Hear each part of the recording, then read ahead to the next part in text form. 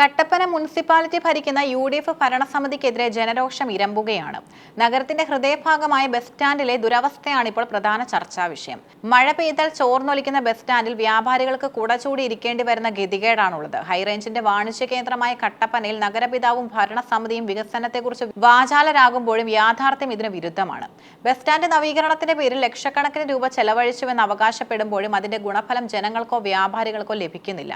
നിർമ്മാണ പ്രവർത്തനങ്ങളിൽ വൻ അഴിമതി നടന്നിട്ടുണ്ടെന്നാണ് പ്രധാന ആരോപണം. പണികൾ പൂർത്തിയായി അധികം വൈകാതെ തന്നെ മേൽക്കൂരകൾ ചോർന്നൊലിക്കാൻ തുടങ്ങിയത് നിർമ്മാണത്തിലെ അപാകതകളിലേക്കാണ് വിരൽ ചൂണ്ടുന്നത്. വികസനത്തിനായി അനുവദിച്ച ഫണ്ട് കൃത്യമായി വിനിയോഗിക്കാതെ ഭരണസമിതിയുമായി അടുത്തവർക്ക് കരാറുകൾ നൽകി അഴിമതി നടത്തിയതായി നാട്ടുകാർ പരാതിപ്പെട്ടു. സ്വന്തം സീറ്റ് ഉറപ്പിക്കാനായി രാഷ്ട്രീയ ചരടുവലികളും ഓട്ടത്തിലുമാണ് നഗരപിതാവെന്ന് വിമർശകർ പരിഹസിക്കുന്നു.